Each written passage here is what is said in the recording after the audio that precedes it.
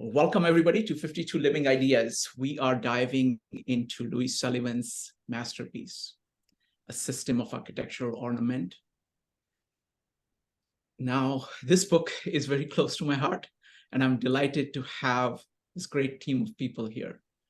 Sherri Tracinski, Rob Tracinski. We have Joia and Maritza and Rupali to lead us in this journey.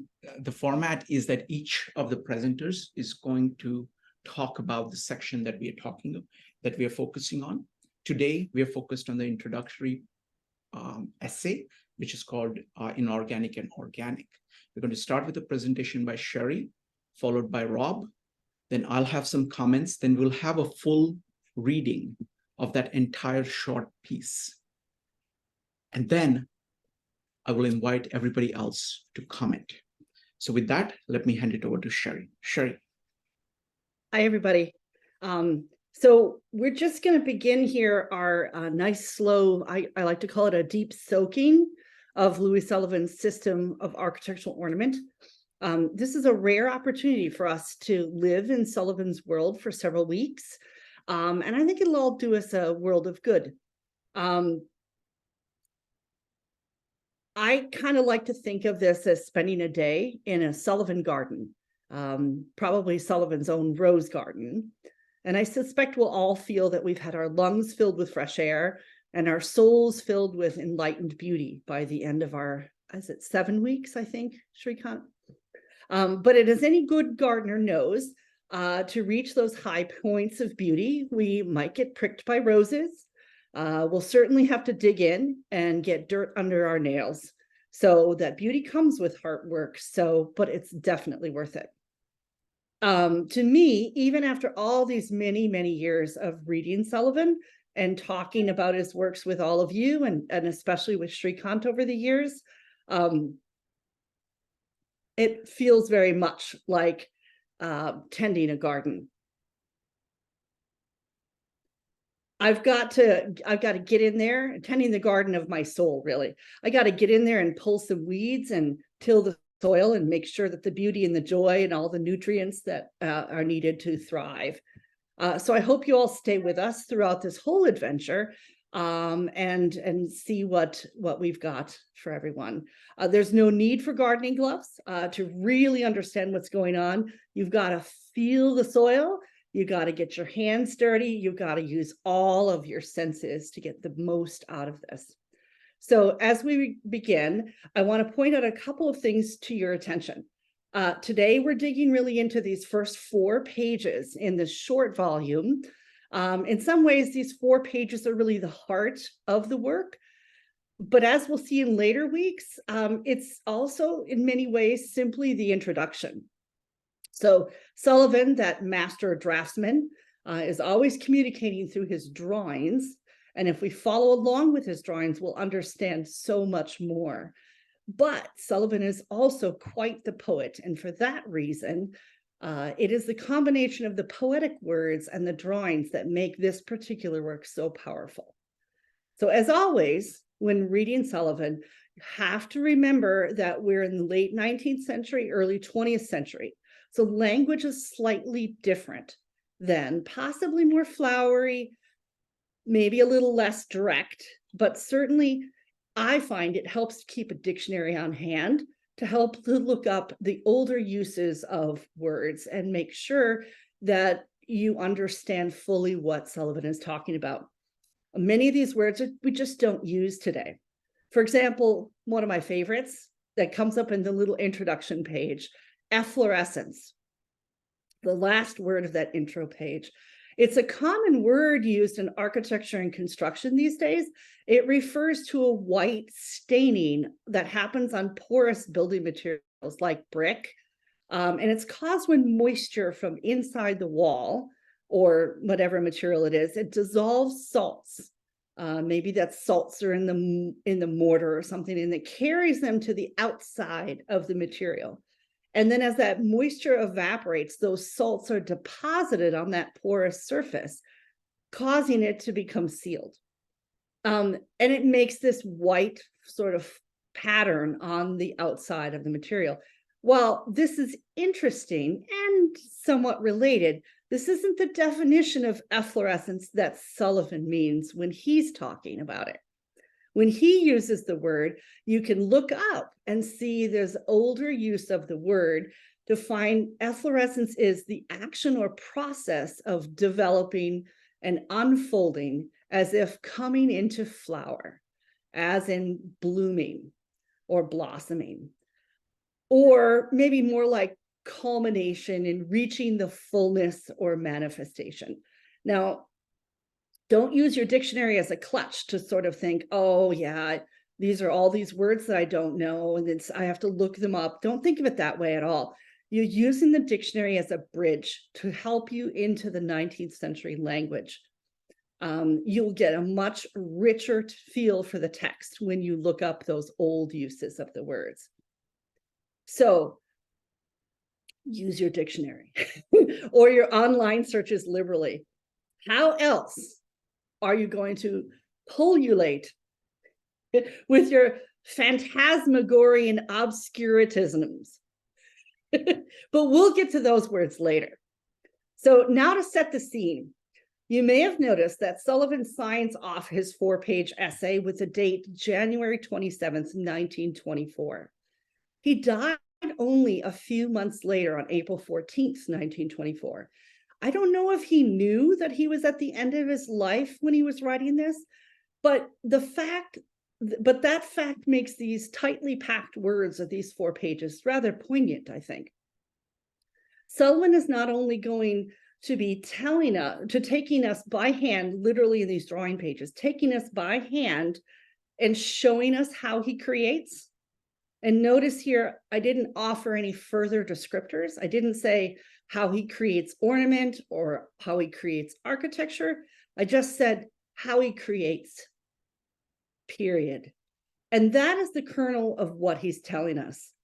That man, and of course he means all of us, that man is at the core a master craftsman whose destiny it is to create a sane and beautiful world. But like Sullivan's prior written works that we covered previous meetups, kindergarten chats, and an autobiography of an idea, Sullivan is talking about architecture, surely, but he's also talking about something greater than that. He's talking about a way to live your life. And this essay is the last thing that he left us. So let's dig into it. This essay is called The Inorganic and the Organic.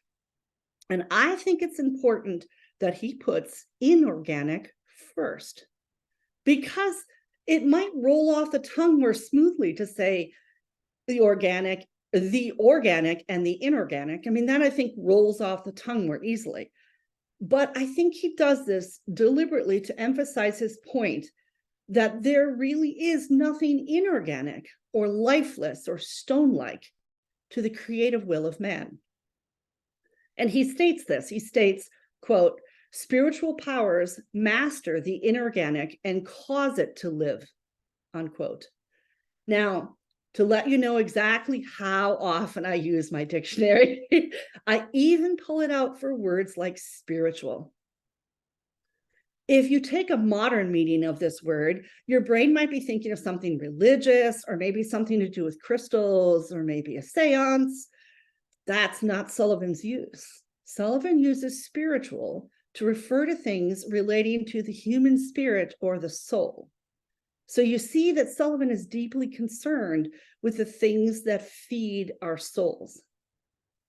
And now remember, the frontispiece of this essay is that little drawing with the cotyledons, the little seed, the first seed germ, and the description of it, of how the seed germ is the seat of power.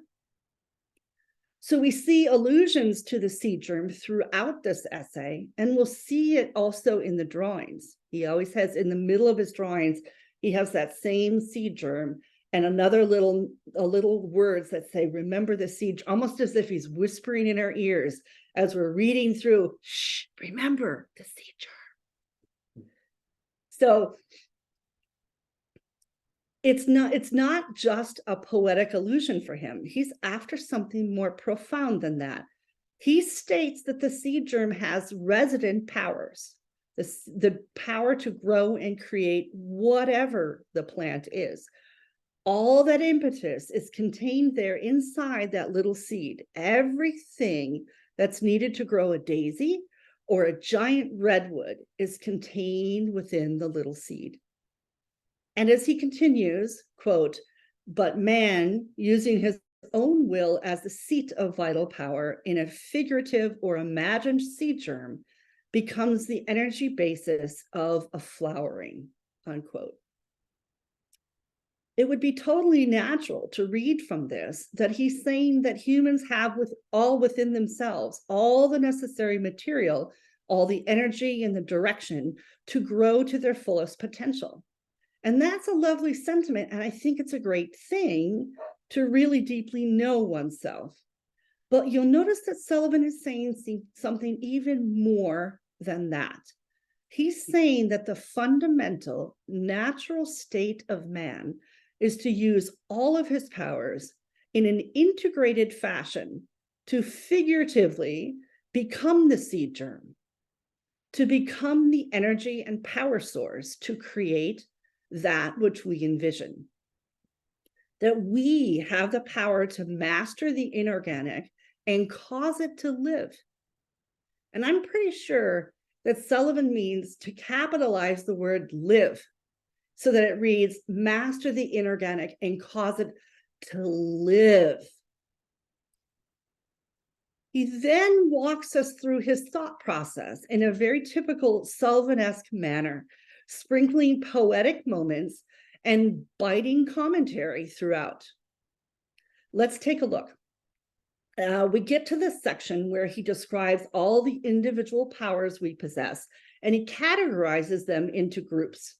Now, I've got to tell you that the 18-year-old me, when I first read this, was right and truly bewildered by what all these powers had to do with architectural ornament. And I'm pretty sure that I merely breezed over this section so I could just get straight into the drawings. And even now, I'm still drawn so powerfully to the drawings so much that every time I read this, I find myself turning backwards from the drawings to the text. Now, this always makes me laugh because I know that Shrikant always starts the book at the end. So in this particular case, I think this is where he maybe got that idea from. But after reading this text many, many times, I urge you to take the time to get every nugget of nutrients out of the text. So he introduces this section of groups of powers, explaining its importance. And he says, quote, excuse me, hence there can be no genuine understanding of the nature of creative art of any kind or creative activity of any kind without a clear vision of man's innate powers and their latent intensity evoked and aroused to action by the power of his desire, unquote. He ends the sentence with an M-dash phrase, quote, which is an emotion and therefore instinctive, unquote. Now, 18-year-old Sherri probably flipped the page at that word, instinctive, probably saying to myself, I'm not the kind of animal that has instincts other than maybe to breathe or blink. But now I look it up in the dictionary and I look deeper into its meaning and discover he's really talking about emotions and their ability to instantaneously, automatically cause almost like an unconscious reaction. Now, for those of you who were with us for our series on the Romantic Manifesto by Ayn Rand, you'll remember that many of our conversations about one's sense of life and how it forms, we covered a lot of that in those series of meetups. I think this is the sort of thing Sullivan is alluding to here. So why does he break down all of his powers in such a way? I think it's to draw our attention to the various nuances. he certainly doesn't mean that we use them all independently.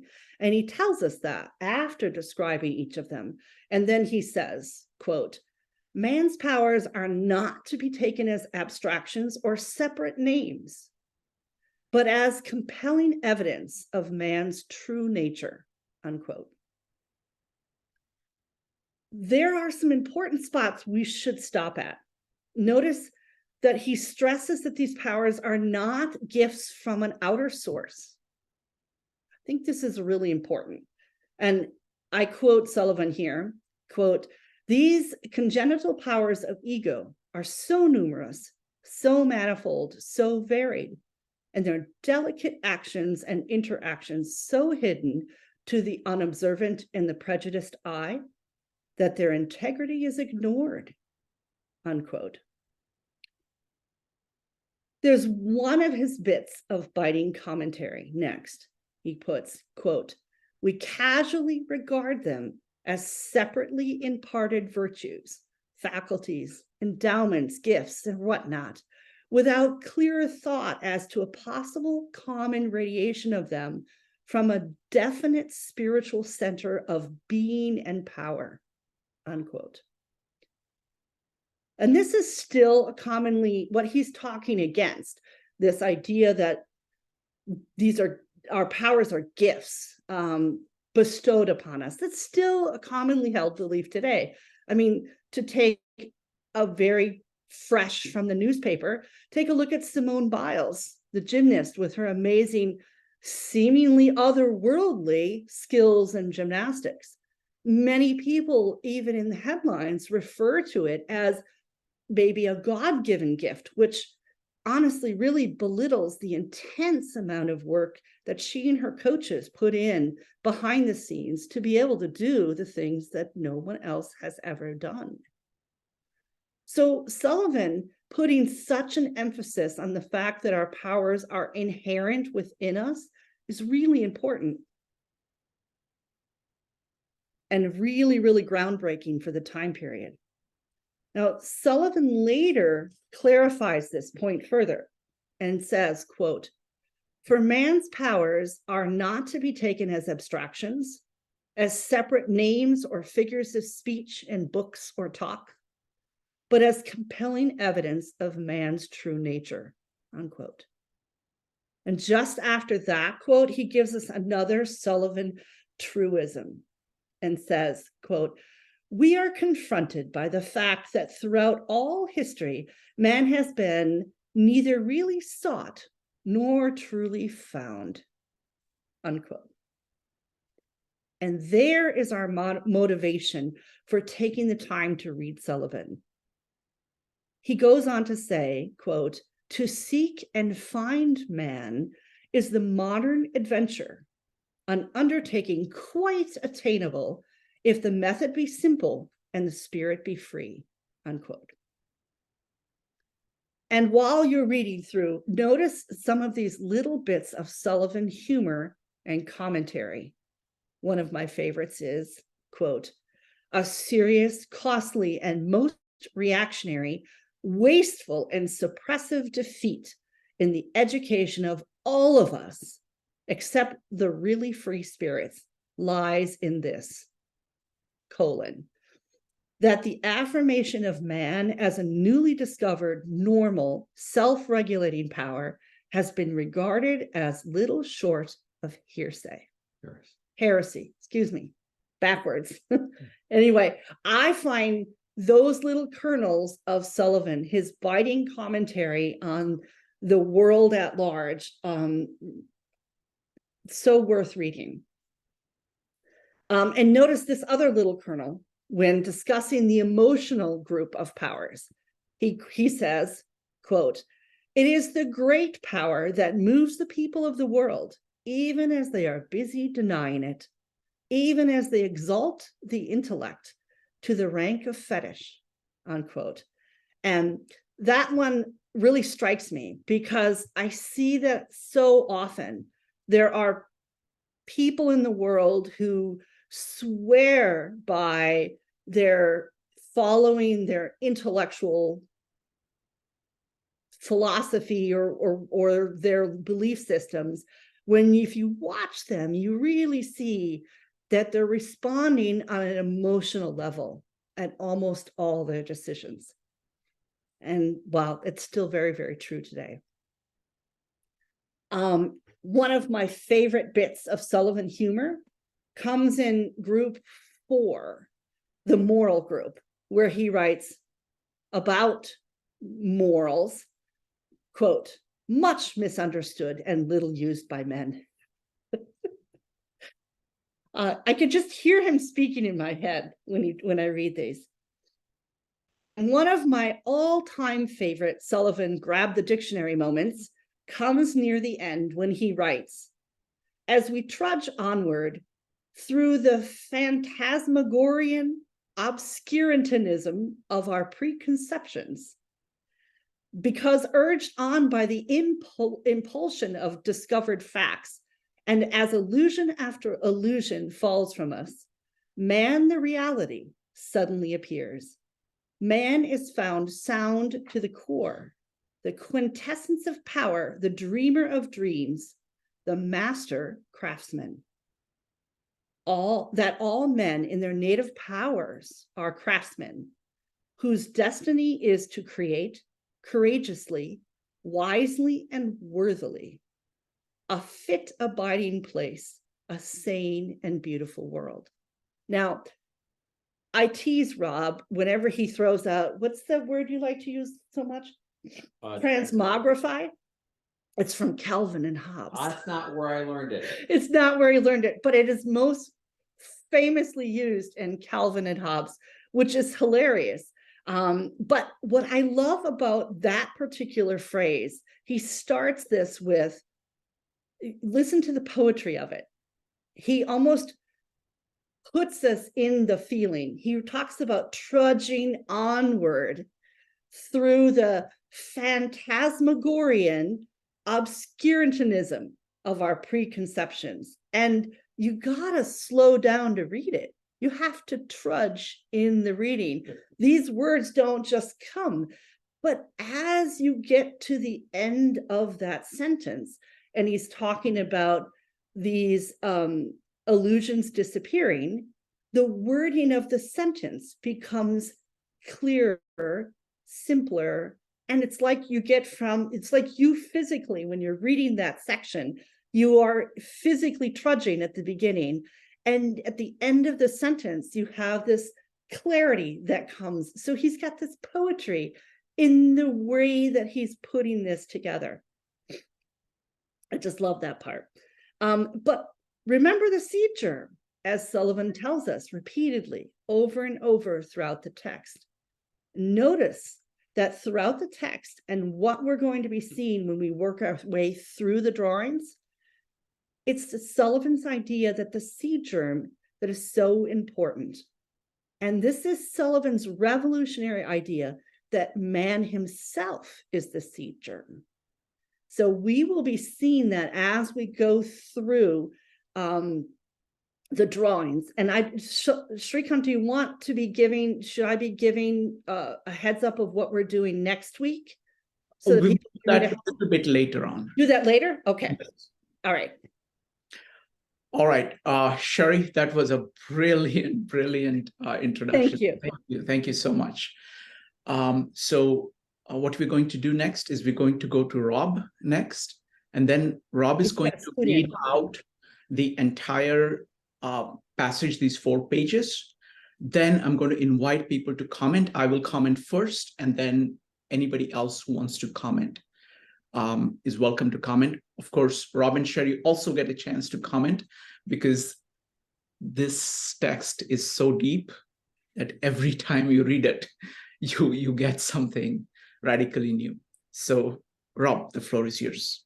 Okay. So, by the way, I scooped myself off to the side because I looked at some of the older, some of the previous videos we did, and I find I'm a little distracting if I'm too much in the screen while Sherri's talking, so I kind of put myself off to the side.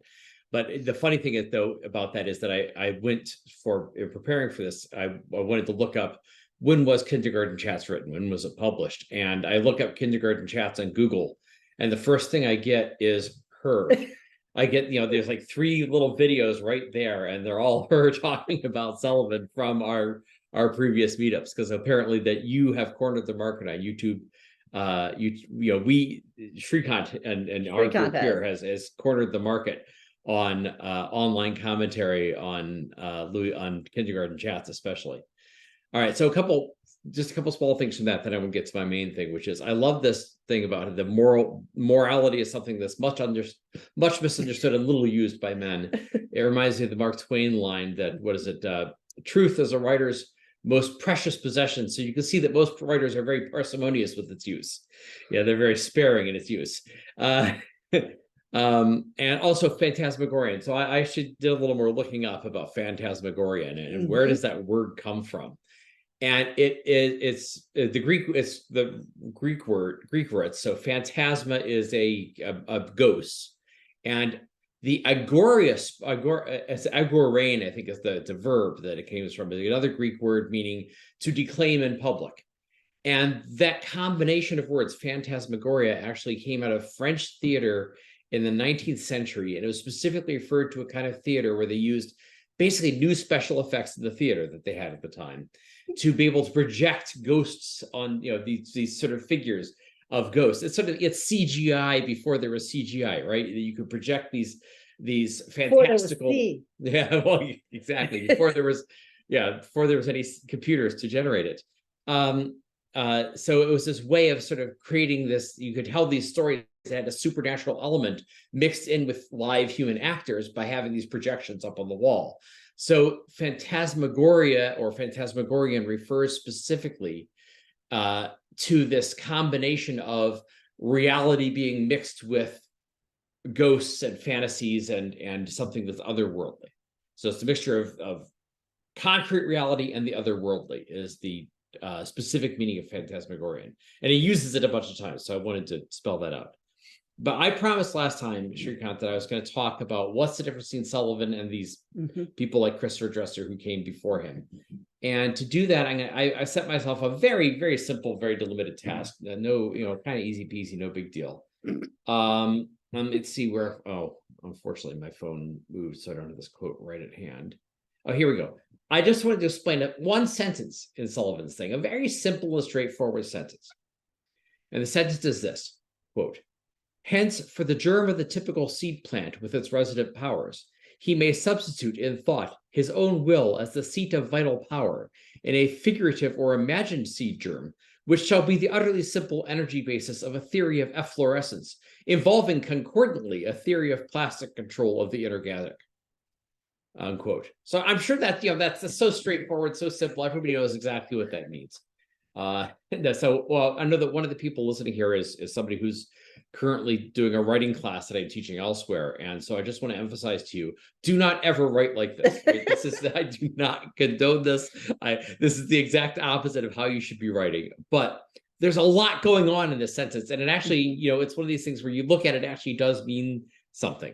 You can pick out the individual parts. It's not like reading Kant. Yeah. So, well, that means something too, but it's harder to pick apart.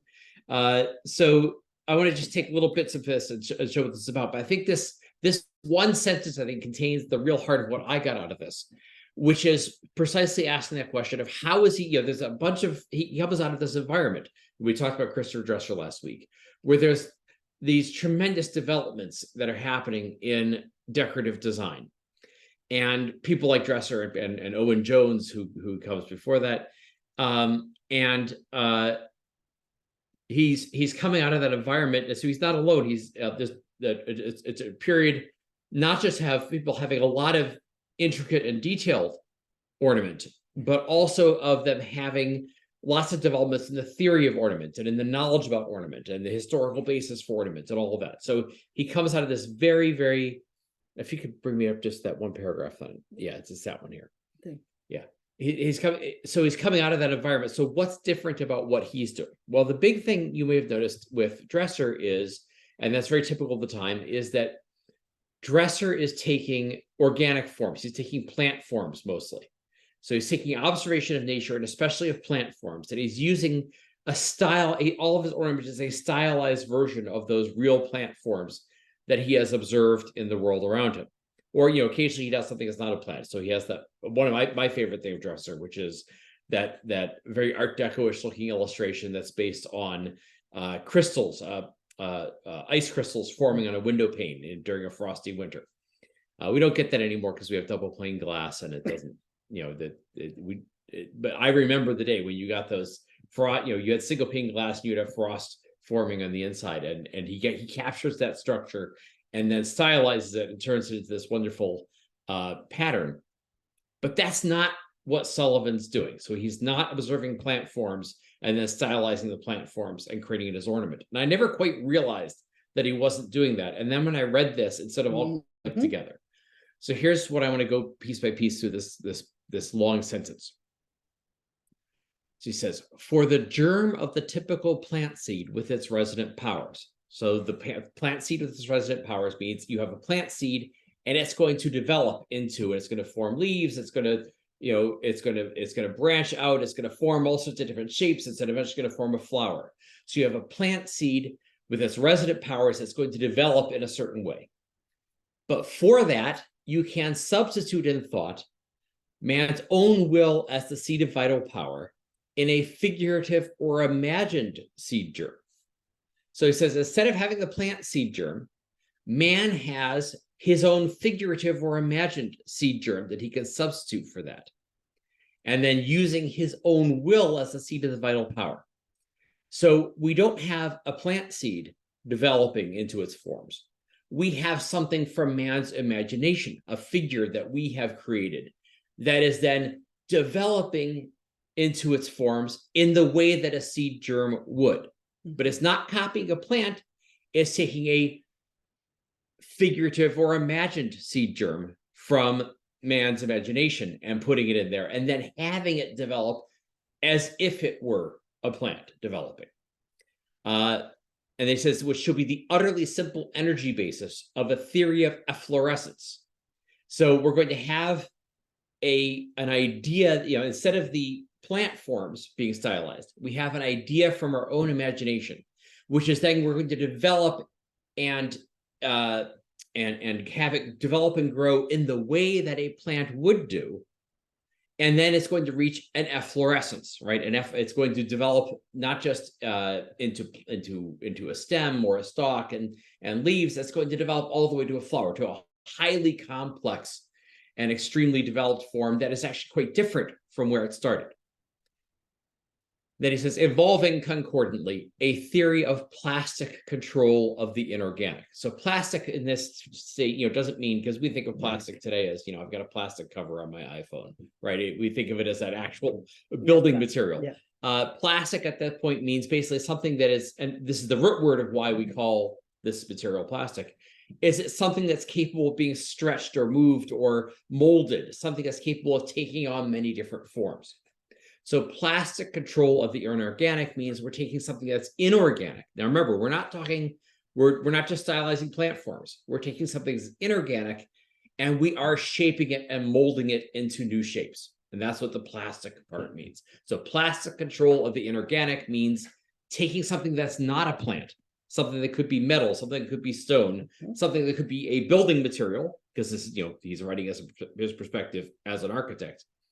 And then we're taking that and we are shaping it and molding it. That's the plastic control of the inorganic.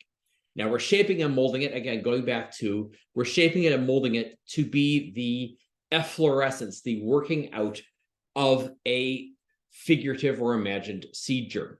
So it's the idea that we're taking some idea, something from our imagination, and not simply a copied version or a stylized version of a plant form, but we're developing it as if it were a plant. And this is something that finally makes me understand what's going on with Sullivan's ornament. And it makes me understand everything else that happens later, because later in the drawings in the book, which is, a lot of it, sometimes you look, some of his ornament, we've seen a couple examples of this last week. Some of Sullivan's ornament, there are recognizable plant forms. Like, okay, well, you can recognize what kind of leaf this is or what kind of stem this is. Or the pea pod. Or the pea pod, yeah. But for the most part, and this is something that never really clicked for me until I started reading this book, I realized that for the most part, he doesn't have, he has these flower-like or stem-like or plant-like forms.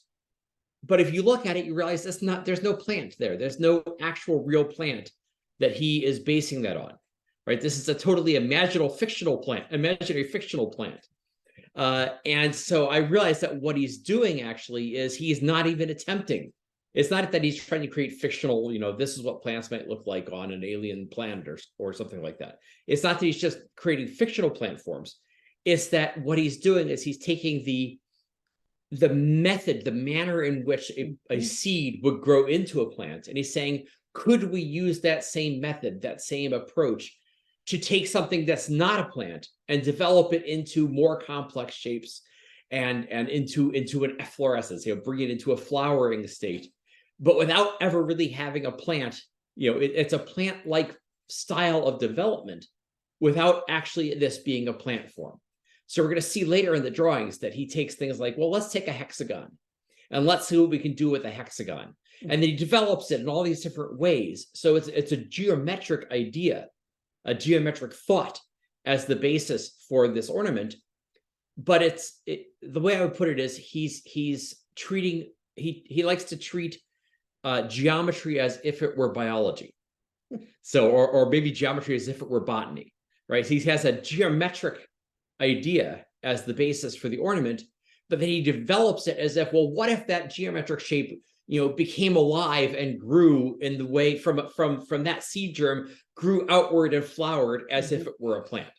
And that's exactly what Sullivan means by taking the inorganic and making it organic. Organic, exactly. It's making that man can take the inorganic and make it organic, and that's essentially what he's doing. He's taking the same principle of growth of that comes from a plant, but then applying that not to a plant form, but to a geometric form from his own understanding and his own imagination. And so that, I think, is, that's the difference between him and Dresser. Yeah. And that is, when I got to that sentence, I first went, what the hell is he talking about? And then after, I'm trained in philosophy, so I'm used to coming across sentences like this, wondering what the hell is he talking about, and then taking a while of figuring it out. So I knew I could piece it together. And so once I pieced it together, I realized this is the thing that sort of makes it, at least in my mind, made it all click together. And it made me understood everything that's going on in the drawings that come later. Oh, that was wonderful. Thank you, Rob. And just to add one last thing, because we had a conversation about this earlier, about the differences between, say, what Dresser is doing with ornament and what Sullivan is doing. And I couldn't remember the phrase. We had talked about it. Dresser actually uses a phrase, and I might not have it right. So if the world out there hears me and says it, oh, but it was this, then I'm sorry.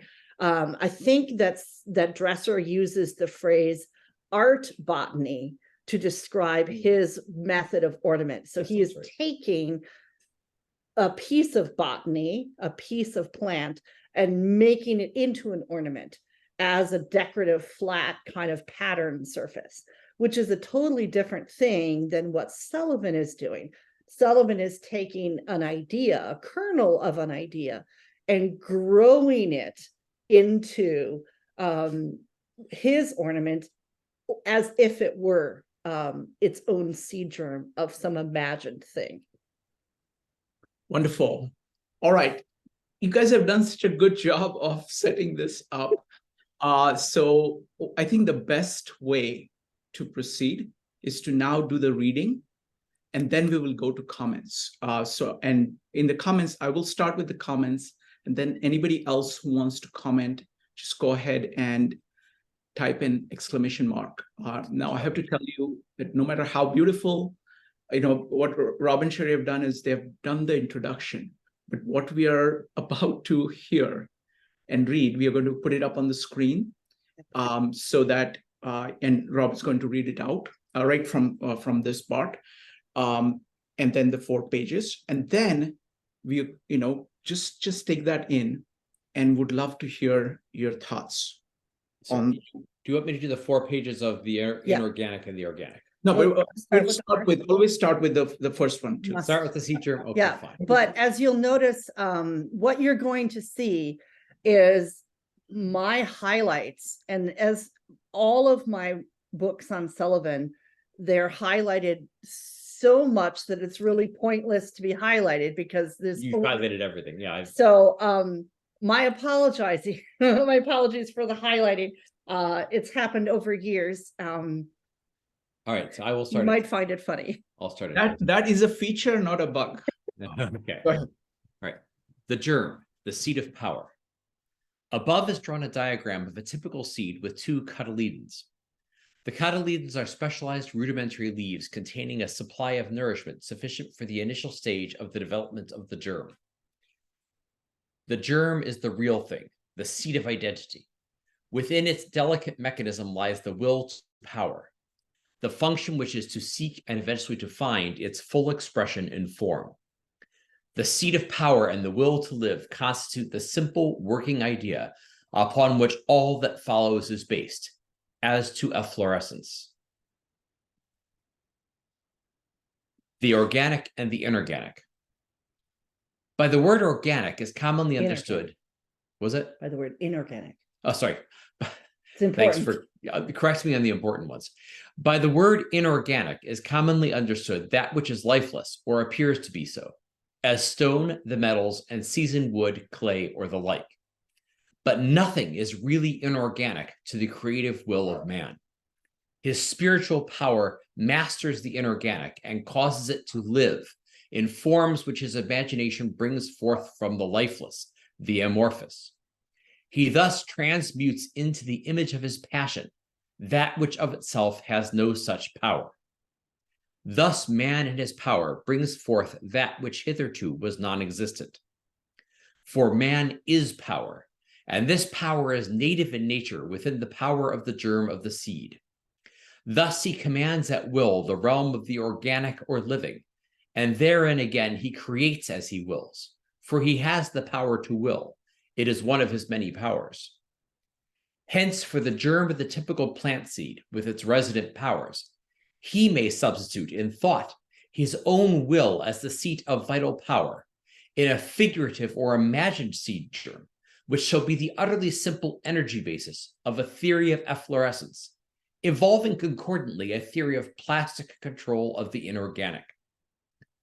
These 2 elements of our premise are not to be considered separate conceptions to be harmonized, but as 2 phases of a single impulse of man's creative imagination and will. The will to create in the likeness of his emotions and his intellect, the passion to create in the image of his own power, the urge to create companions of his innermost thought. Man's power to create is ultimately based on his power to sympathize, for sympathy is among man's powers. In discussing man's powers, it is here and now postulated that they are congenital, that they are not gifts received from any outer source, but are more simply and on reflection more obviously, phases or subactivities of that integral solitary ego, which and alone is the index of racial and individual identity. It is to the man, this ego, precisely in essence of principle, what the seat of power in the germ is to the future plant form, for it is the power of initiative. All powers are resident therein. These congenital powers of ego are so numerous, so manifold, so varied, and their delicate actions and interreactions so hidden to the unobservant or the prejudiced eye, that their integrity is ignored. They excite no particular comment. They do not amaze us as startling evidence of manpower as such, because we casually regard them as separately imparted virtues, faculties, endowments, gifts, or whatnot, without clearer thought as to a possible common radiation of them from a definite spiritual center of being and power. Now, the ego is not merely the seat of intellectual consciousness, but what is of vastly greater importance, it is primordially the seat of instinct. It is instinct. The intellect is but one of its powers. So man's powers we are gradually to unfold to view and to clarify to the intelligence. But surely one of the greatest of these is sympathy. Sympathy implies exquisite vision, the power to receive as well as to give, a power to enter into communion with living and with lifeless things, to enter into a unison with nature's powers and processes, to observe in a fusion of identities, life everywhere at work, ceaselessly, silently, abysmal in meaning, mystical in its creative urge, in myriad pullulation of identities and their outward forms. Sympathy, thus understood as a power, is the beginning of understanding, for knowledge alone is not understanding. Hence, there could be no genuine understanding of the nature of creative art of any kind, or creative activity of any kind, without a clear vision of man's innate powers and their latent intensity evoked and aroused to action by the power of his desire, which is an emotion and therefore instinctive. In a somewhat cursory way, we have insistently spoken of man's powers as originating and contained within himself. That is, as not given from without or from above through any process of magic, benevolence, dispensation, or special selective choice. In other words, it is desired to be understood that such powers are natural. Even when dormant, suppressed, or inarticulate, they are potential. It is now insisted that genius is potentially universal. A serious, costly, and most reactionary, wasteful, and suppressive defect in the education of all of us, except the really free spirits, lies in this, that the affirmation of man as a newly discovered, normal, self-regulating power has been regarded as little short of heresy, whereas in fact such affirmation is of that truth which shall make actually, rather than idealistically, for freedom, and is chief factor in the program, Man, Know Thyself. Now with minds reasonably free from current superstition, surviving traditional faith in multifarious magical formulas, together with a concurrent homage paid to phantasms and mirages, let us regard man's powers in a simple, informal way. Let us try to visualize, in a measure, the natural man, the seed of genius. As a convenient fiction, man's integral, interfluent powers may be grouped separately and isolated, each as physical, emotional, intellectual, moral, and spiritual, as though such were the fact. But in pursuing such method, it is ever to be borne in mind that a living power, not an idealistic abstraction or non-entity, is to be dealt with. We shall premise this part of our discourse with the affirmation that the word negative is devoid of valid natural meaning, that the word positive is a universal, all-pervading symbol of power. As to the groups of powers to which we have alluded, they may be outlined as follows. Group 1. The physical powers are well known, chiefly for our purpose. They are body growth and conservation, muscular control and locomotion, the power to do things, to effect changes, to create situations. Group 2. The intellectual group starts in the power of curiosity and ends in highly sophisticated manipulation. In this group are found the powers of observation, of memory, reflection, and of reasoning. And by reasoning, we mean the construction of a diagram or model purporting to show how curiosity works to satisfy its craving for orderly form. Group 3.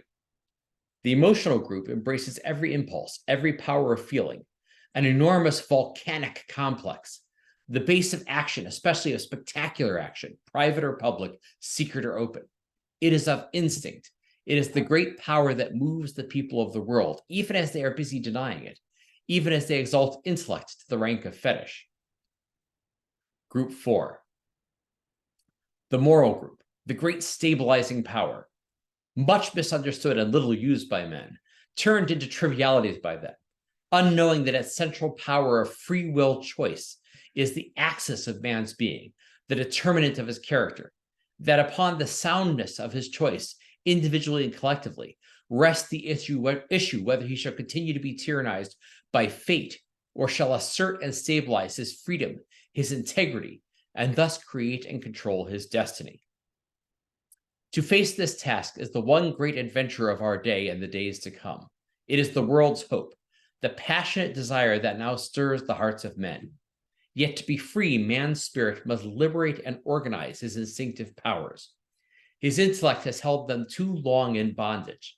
He must recognize and utilize the broad truth that fate has ever been himself, that destiny now lies within himself. Hence his choice, the most potent of his moral powers. The deepest moral truth is this, that the power of choice resides in all men.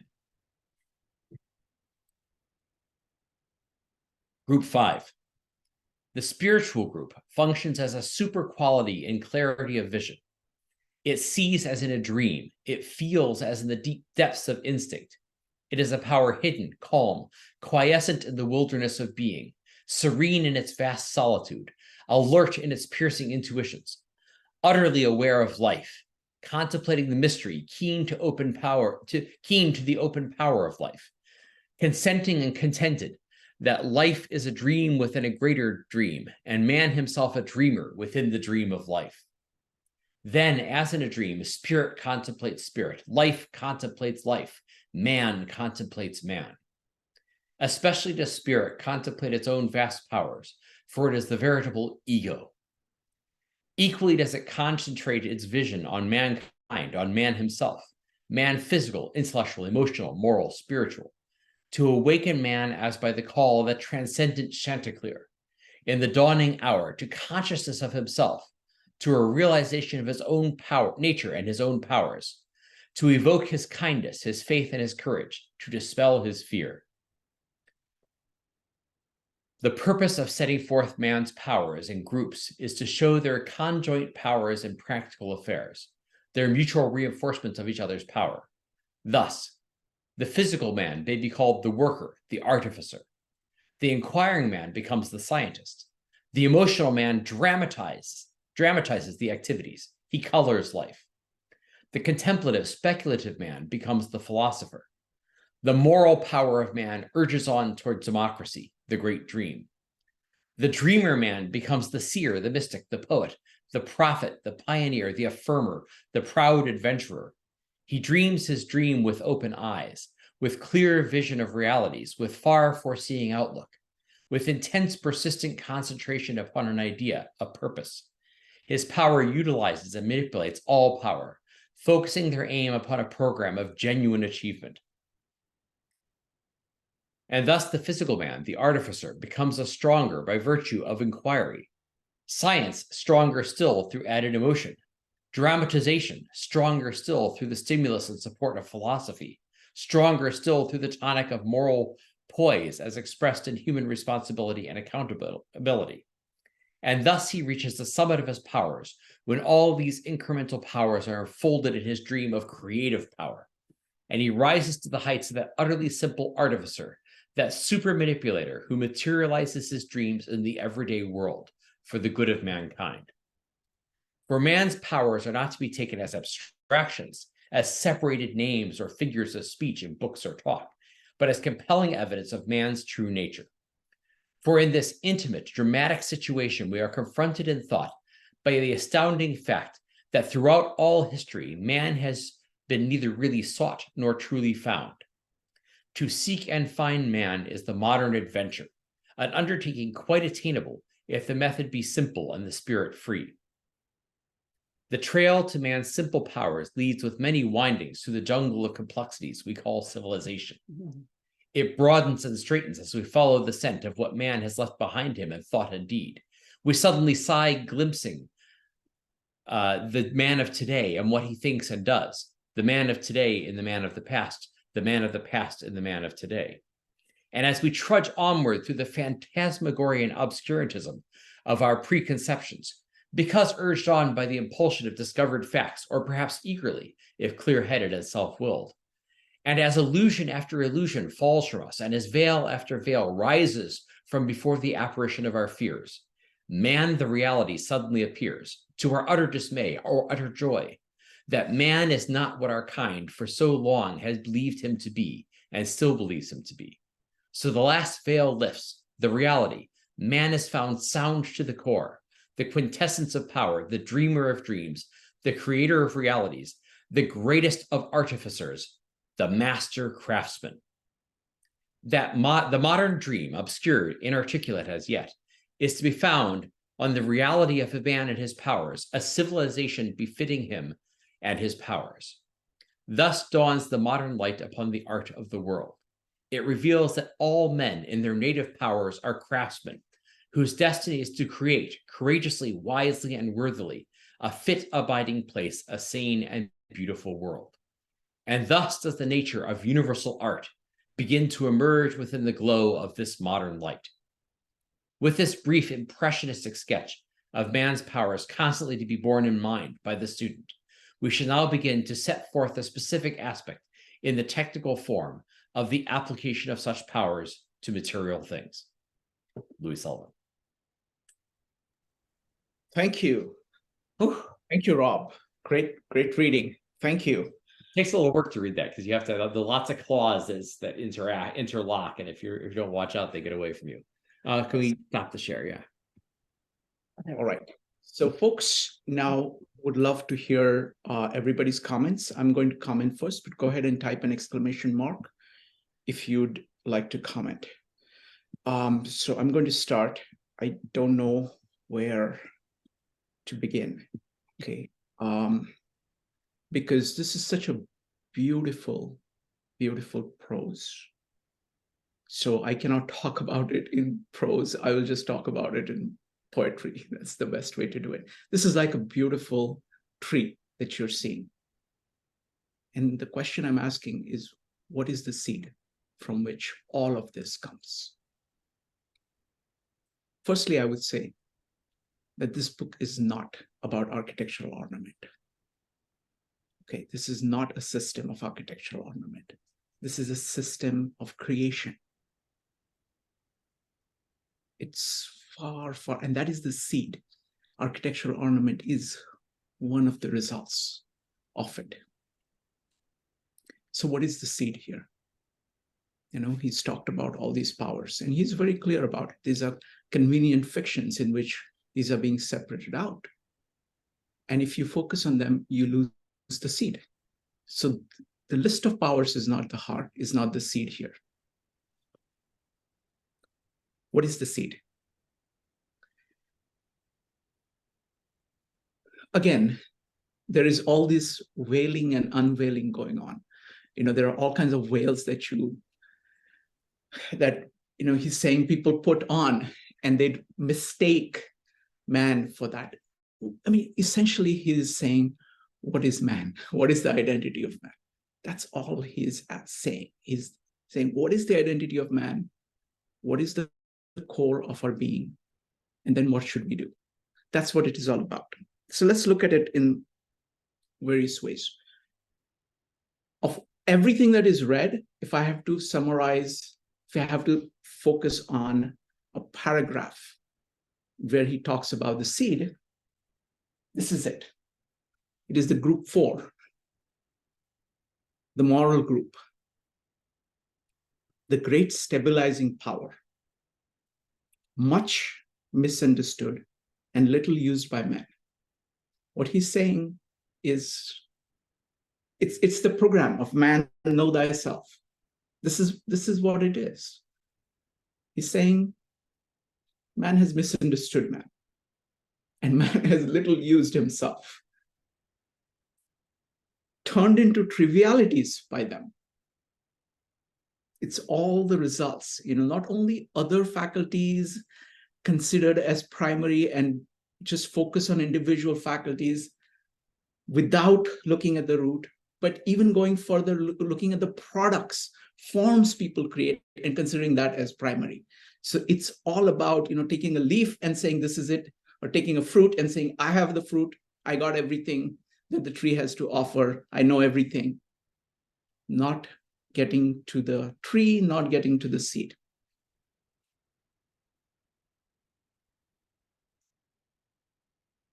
Unknowing that its central power of free will choice is the axis of man's being. Axis. Okay, what a potent word is this? Seed, the axis, the tree is growing from the axis, from the seed. This is the axis. Its central power of free will choice is the axis of man's being, the determinant of his character.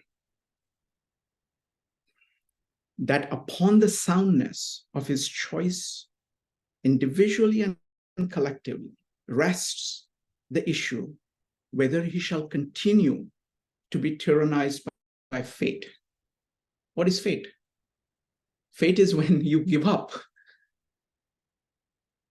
the choice that you have within you. Because once you give that up, you're just being pushed and pulled by things around you.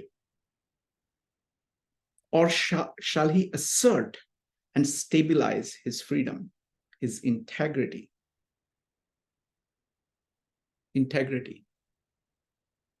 This is all about, this entire work is about showing the integrity of who are you? Who are we? He's very clearly separating out the consequences from the cause. He keeps pulling our attention, and he's beautiful, beautiful poet. He's showing you all the manifestations of it. What are the manifestations of it in physical action? What are the manifestations of it in thought? What are the manifestations of it in emotions? But really, it is about this choice that you hold at every single moment of time. No matter how well you have done or how poorly you have done. Remember, he's writing this at the end of his life. This is the last thing he's saying. But this principle has shaped everything that he has said and everything he has done.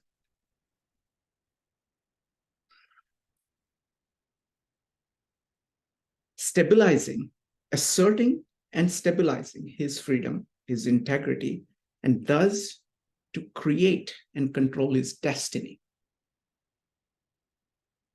So this will, growing out of the seed, is going to shape the tree that you're going to make in this world. That is the destiny. That whether you're going to grow like a seed or just be there, be pushed like a rock by other things. To face this task is the one great adventure of our day and the days to come. This is actually an eternal condition. This is not about our day. To face this task is one great adventure of man. As such, this has always been true. It is the world's hope, the passionate desire that now stirs in the hearts of man.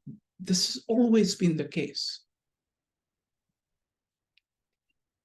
Yet, to be free, man's spirit must liberate and organize his instinctive powers. So it is not just about the will. It has to transform everything inside you and everything outside you. And that is what efflorescence means. That's what it means for a seed to grow into a tree. His intellect has held them too long in bondage.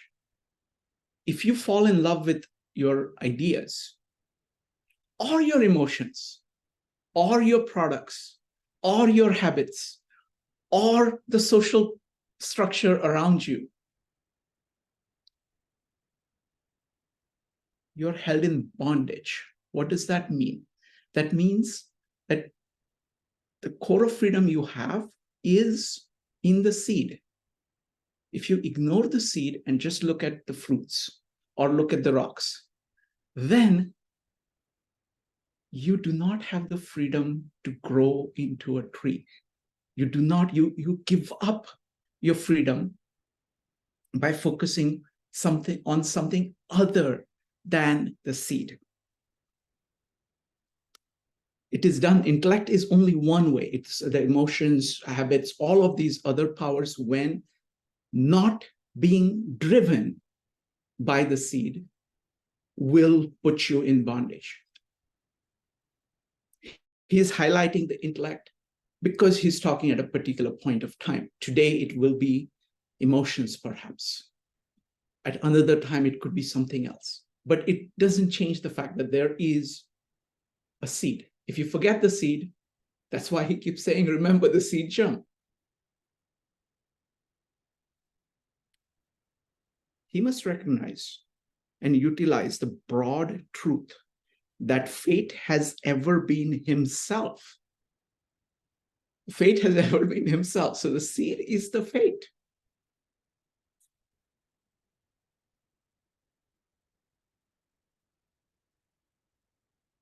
He must recognize and utilize the broad truth that fate has ever been himself, that destiny now lies within himself. He has the seed within himself. He has the destiny within himself. Hence is choice the most potent of his moral powers. I would say, hence the choice is the most potent of his powers, or that is his power. Everything else is the consequence, are sub-powers, sub-functions of that. The deepest moral truth is this, that the power of choice resides in all men. Okay, now, this is very, very deep, because this is not that, oh, people can make certain choices. It is that you have this within you at every moment. Everybody has this within them at every moment. And that is the source of freedom. Let me use some of the terms that he has used here. I love the talk about veils and unveiling, because anything that is distracting you away, keeping your attention away from the seed, is a veil. And unveiling is all about going back to the source, going back to the core of your being.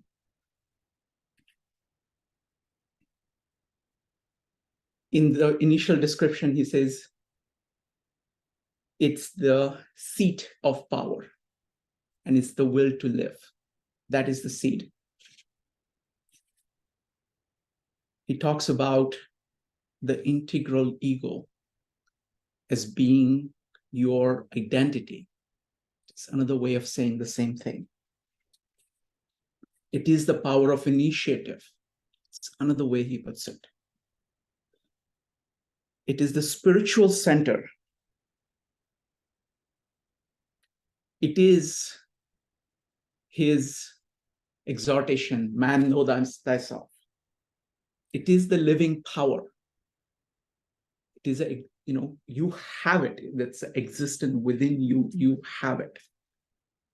It is the access of man's being, and it is your power to create.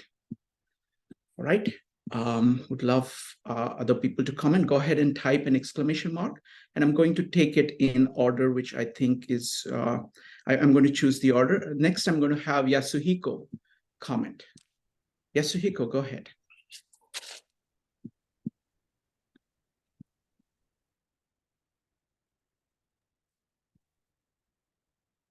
I thought I was the third person.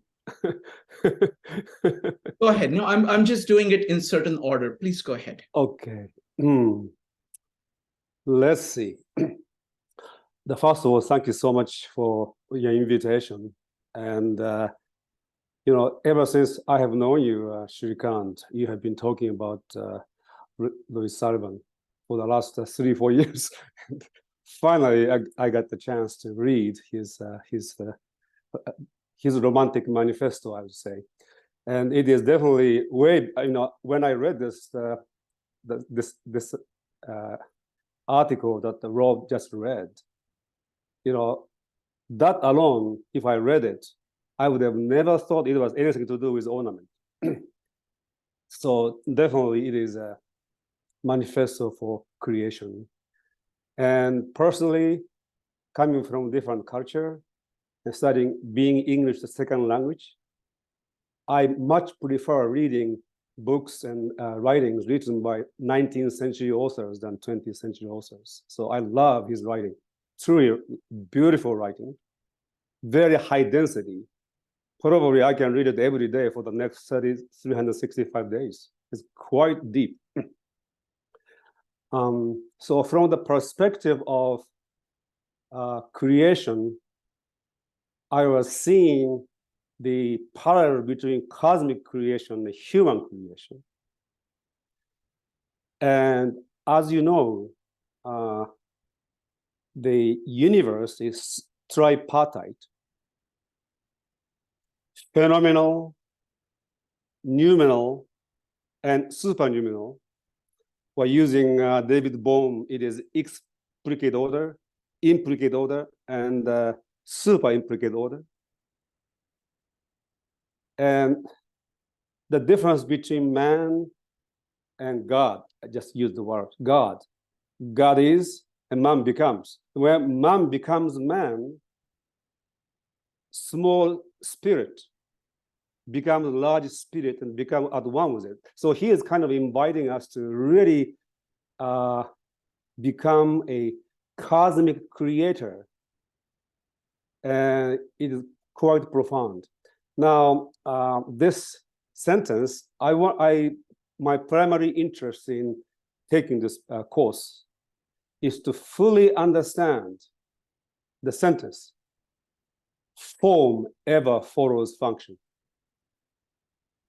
Ever since you have introduced me to this particular sentence, it is so rich. I can just continue to think about this. And my initial response to you when you introduced me to this concept, I said something like, functions takes place always in the context of the whole.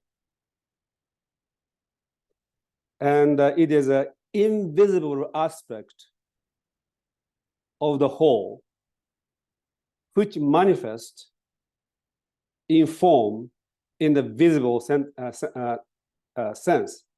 But both function and form are integral to the whole. And to me, the fundamental difference between organic and inorganic or mechanical is that organic comes as a one whole, and you begin to make distinctions. So he kind of makes the 5 distinctions of the same power into physical and so on and so forth. Machine and mechanical, you kind of assemble. So difference between assemblage and organic creation. And I think he's inviting for us to really become the creator in a sense of coming from the whole. And another paper you sent me, I was really struck by one particular section when he was saying that, first you create an architectural structure without any ornamentation whatsoever, and it should stand by itself, for itself. And then you begin to add ornament. But when you create the whole architecture, you already have a clear picture of what kind of ornamentation needs to be there, which means, when you build a house, what paintings goes into a particular wall should be part of the whole conception. It is amazing in a holistic and integral way of thinking. That requires a true mastery. So house or building exists in the context of the whole. And that particular building has a function in the whole of the city, in the nature, which may change from time to time. And it will change. And based on that function, you create an architecture with a form, which is part of the whole. And then within that conception, you have a conception of ornamentation that will be the interior of that architecture, which is a form, but at the same time, it is also a function. So there's a super implicate order, and explicate order. And in each 3 dimensions, you have function and form. So it is easy to talk about this, but it is extremely difficult to actually practice. this level of creativity. It requires a mastery. And in this paper, there's an interlude about parallelism. This parallelism goes all the way to the cosmos.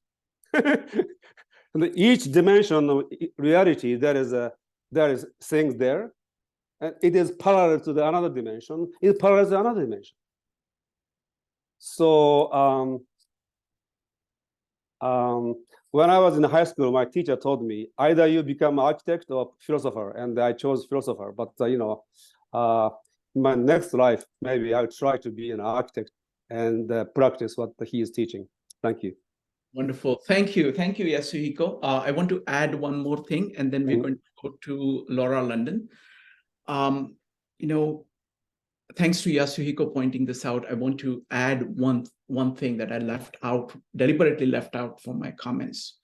I was focusing on the seed, but it's as important in Louis Sullivan's thought to focus on the world in which the seed grows. And that's where he's talking about the power of sympathy.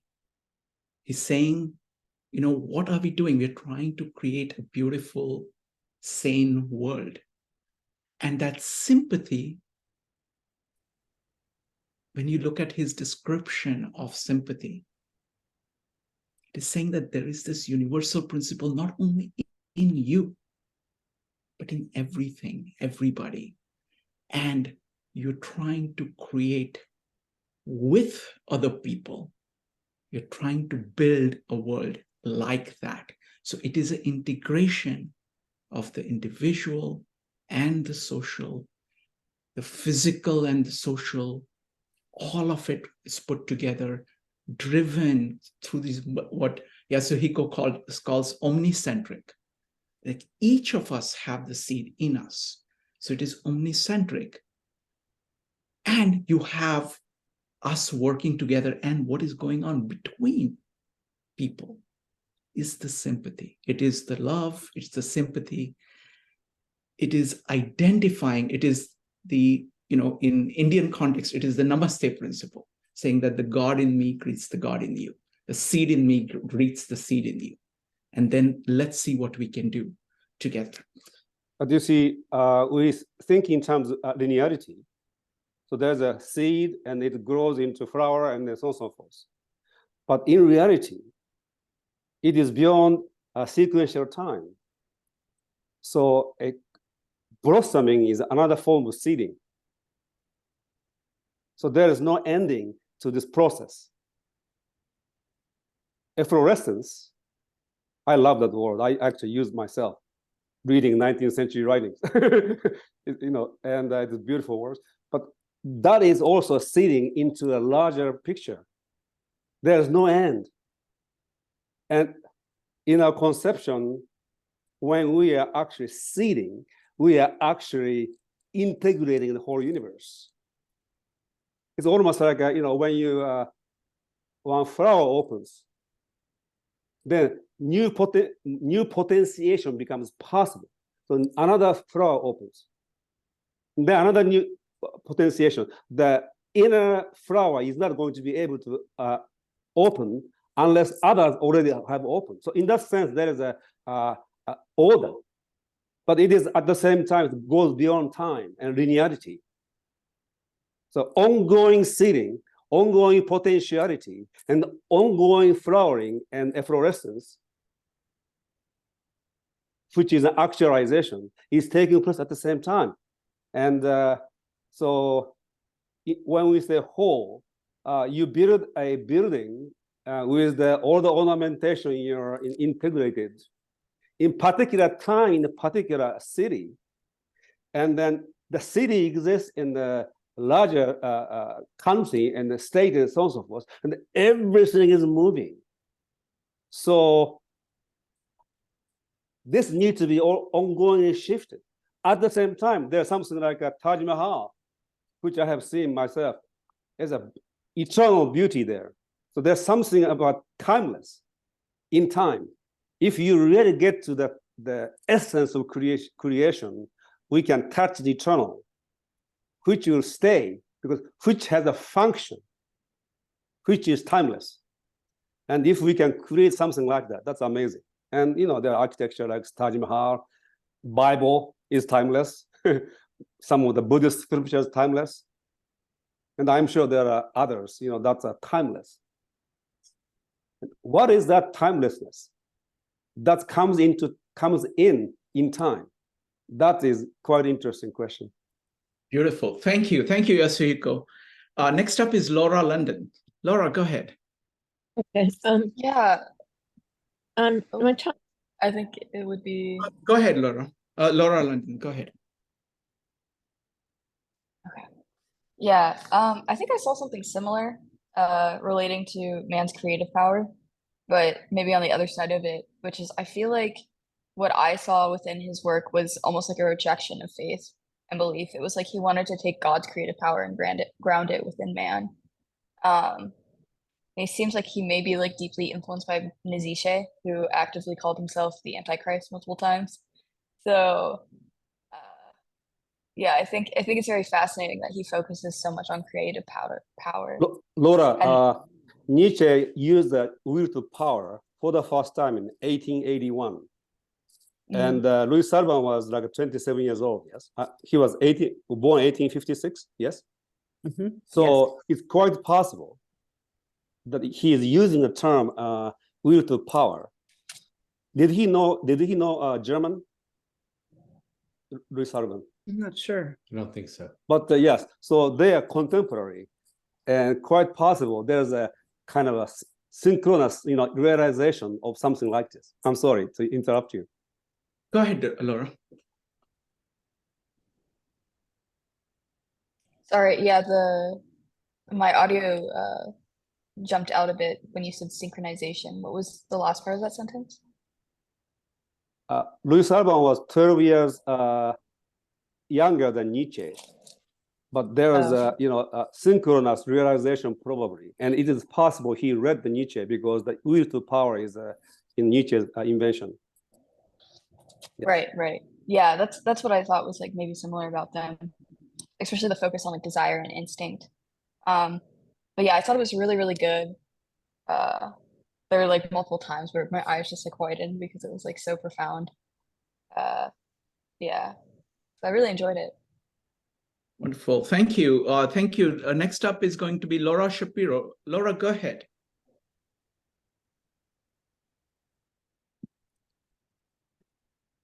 Laura, you need to unmute.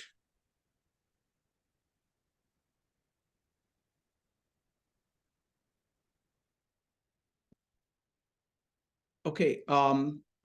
Looks like it's not working. Let's go with Rob. Rob next. Rob, go ahead. Okay. Well, yeah. While Laura figures out the unmuting, yeah, it's always a problem. So I was going to say, follow up a little. I was going to say a little something about the cultural context for Sullivan, because I think there's lots of little bits in here that we might not pick up or not realize the significance of them that would have been like almost like pop culture references in Sullivan's day. That, for example, he first a Chanticleer. Now, Chanticleer is the rooster crowing for the beginning of the day. Well, there was a play in the 1890s from Edmond Rostand, a very famous play by a French playwright, same guy who did Cyrano de Bergerac. And then after that, he did another play called Chanticleer, in which the hero in the play is a rooster. And so rooster by the name of Chanticleer, who crows. And the idea is he thinks that his crowing is what causes the sun to rise. It's this grand sort of illusion that he has about life. But anyway, this is these little things like that are popping in, that if you know a lot about the cultural context of Sullivan's day, he's writing this in 1924, but it'd be like me making pop culture references to the 1980s, frankly. These are from his formative era. And I think that I definitely caught, I think Yoshihiko was correct that there's lots of overtones of Nietzsche in here. And it's not just in the use of the phrase will power. Now, it could be, and I'm not a big enough expert on Nietzsche to know this, but it could be that maybe some of these ideas and phrases were bouncing around and they were both picking them up separately from some previous source. Nietzsche is obviously the most famous person in terms of using the will to power, but there's other things like talking about the ego as the source of everything. And, you know, I see echoes of that, by the way, because I know that Ayn Rand read a bunch of stuff by Sullivan when she was doing research for the Fountainhead. And of course, you know, she has very poetic things to say about the ego. Some of these talks where you talk about the ego is reminding me of her novelette Anthem that she did in 1938, which is, you know, in the middle of her doing the research for the Fountainhead. So you know that she's been reading a bunch of stuff by Louis Sullivan, but almost certainly has just read this. So when the way she uses the word ego there, and that's another case that Sherri was talking earlier about looking at these older dictionaries to see how they use words. They don't use them the same way. If you talk today about ego, there's this like this late 20th century way we have of referring to it, that it actually doesn't mean a personal identity. It doesn't mean power.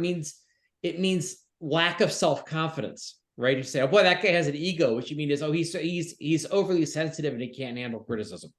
That's what we use to say that somebody has an ego, or, you know, that they're insecure in some way, which is such a narrow little way of using that word that is so different from the whole richness of this previous context. And I think that's another sort of tie where Nietzsche, I mean, because we know Nietzsche had an influence of a sort on Ayn Rand. I mean, she liked his poetry and rejected a lot of specific aspects of his philosophy, but there, you know, that these are things that were in the culture that were moving around. They were going from Nietzsche, they were going to Sullivan, they ended up going to Ayn Rand. So a lot of these interesting cultural connections of that era of the 1920s to the 1880s through the 1920s and 30s.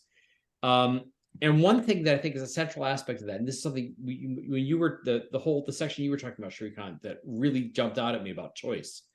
And this is something I've been doing a lot of thinking about recently, because I think this explains a lot of what's happening even today, is that, so I wrote an series of articles recently where I talked about how, you know, one of the ways to understand what's going on today is that we have an unprecedented amount of choice over our lives, an unprecedented ability to direct our own lives. And, you know, we always had the power of volition and be able to use it, but in terms of actually having the means to make choices among a variety of different things, you know, because if in the Middle Ages, you know, you had the power of volition, but the jobs open to you basically range from, you know, field hand to blacksmith. It was not, there was a limited range of options. Whereas, you know, economically, in a wealthy, advanced technological society, there are so many different options of what you could do. And culturally now, you know, the idea of the sort of the cultural roles that were sort of handed down by tradition have all been sort of, you know, eroded away. The traditions are still out there, but you have a much greater cultural freedom to do something completely different, right? So, and politically, I think even there are, you know, certainly in the long term, you know, we're freer than we've ever been before in every respect. But in the short term, you know, you look at things like, I've been looking at like Supreme Court rulings, and there's a whole bunch of stuff about free speech and personal freedom, and especially like in the sexual realm. You know, was it the last laws against homosexuality, criminalizing homosexuality, were struck down in 2003. Not in the 20th century, in the 21st century. It's that recent. So legally, you know, politically, we're much freer in terms of the choices we have available to us. And I think there's this process that begins with Sullivan and goes through some of the Nietzsche and some of the other people we're talking about, that basically is us confronting the fact that we have this power of unlimited choice. And what are we going to do with that?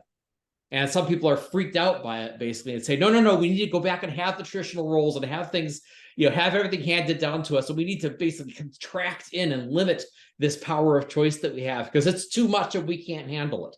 And I think you see that as a lot of what's going on in the world today, right now, right? But that's why I think this passage, this group 4 passage, where he talks about choice, I think that's why that's so interesting, is you can see that what he's talking about is this power of human autonomy, this ability to direct the course of our own action and make our own choices and reshape everything around our choices.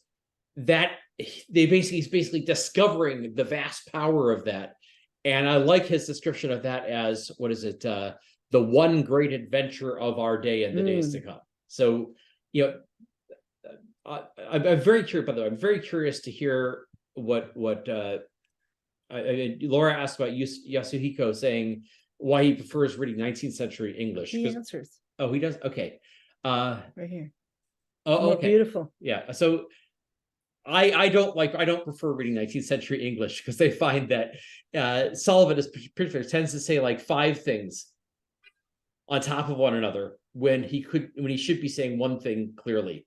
So I get a little frustrated with it. But I love the fact that that section on choice is so important, because he is basically discovering this power of autonomy and defining that and defining that as the main task of the modern world. And I think we're still working on it, right? Oh yeah. Wonderful. Thank you. Thank you, Rob. Next up is Laura. Laura, what did you think of this inorganic and organic piece by Louis Sullivan? I think it's very powerful, and I think that we do go through that stage. We go through these stages. Listening to this, I feel like you just led me through my life today. I mean, my life has been all about this set of making choices, and it's all been about my choice every inch of the way. Whether I was really certain about it or not, or whether I was pushed into it and I allowed myself. But it's been a lot of choices, certainly. People always tell me I should write the story of my life because it's been so interesting. And I feel like saying, I just did what I had to do. It was sort of my choices were that. But anyway, what really interests me, I wonder how he would, yes, we have this wonderful world of all these choices, but we also have this world of cults, which is really gross. And I wonder how he would relate to that. But what I want to say is I was befriended by 2 very important people in my life in Italy, both very religious. One was a Jesuit priest and the other was a very devout Catholic woman. And what I could feel from them was this sense of spirituality, like it was coming out from their pores. I mean, and I couldn't believe that I could actually feel that and see that. And I wanted that from myself. And I asked my Jesuit friend, could I become spiritual? Is there a way that it could happen? And he said, sure, but you have to define what you mean by spirituality. So that's a big question I never thought about. So the novice me goes back and ponders, and I've came up with a deep thing. I said, being spiritual means to be good, because if you look at what being good means, it's a lot of things. So if I can become a really good person, and I'm pretty good, but I mean really good. So we're walking one day, and all of a sudden he says to me, you're never going to be able to meet the spirituality. I said, what do you mean, Scott? He said, your sense of humor. You've got a nasty sense of humor. You got it. I said, what do you mean? I make people laugh. And that's good. He said, yeah, but doesn't count. I said, what do you mean? It's like 50-50. No.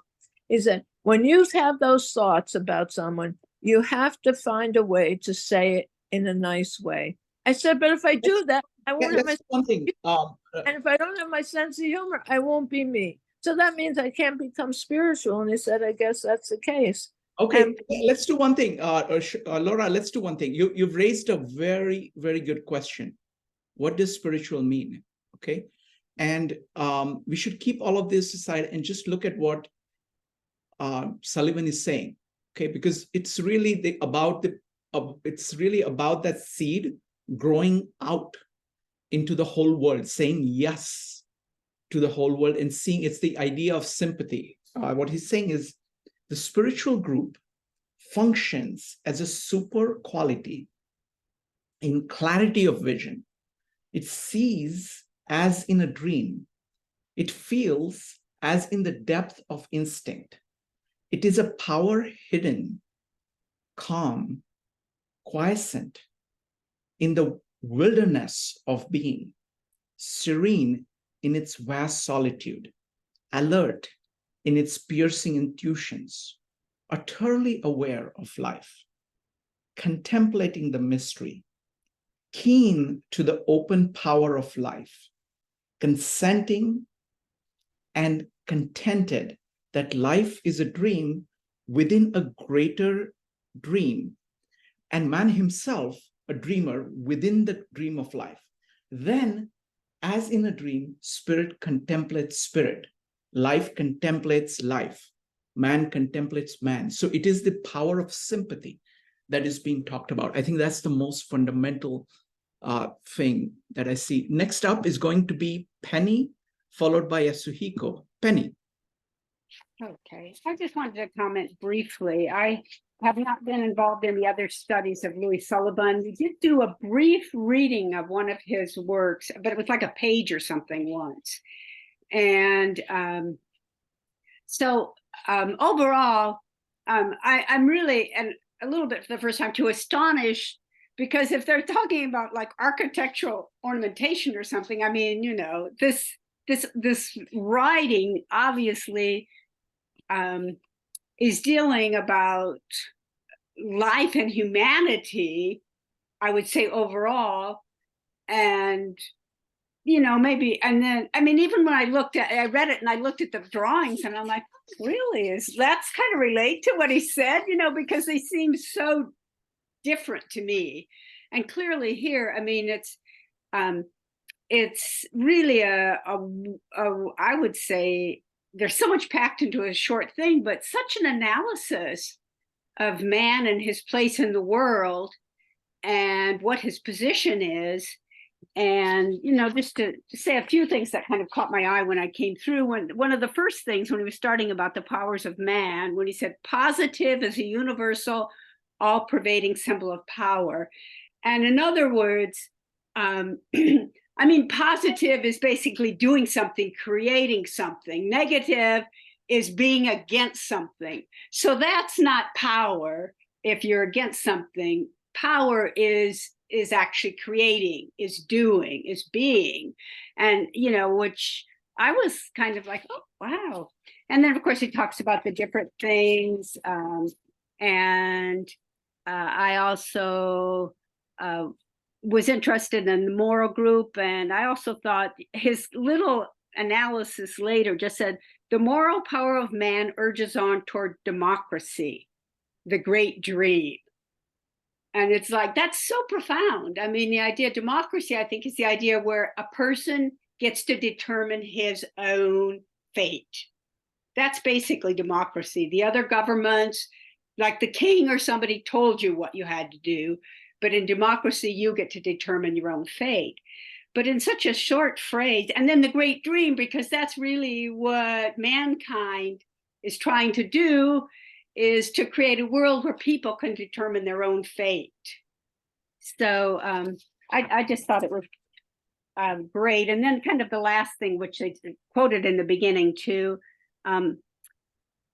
all men in their native powers are craftsmen whose destiny is to create courageously, wisely, and worthily a fit abiding place, a sane and beautiful world. And it's, you know, that's so profound as a statement about overall what man's position is in the world and what he can do.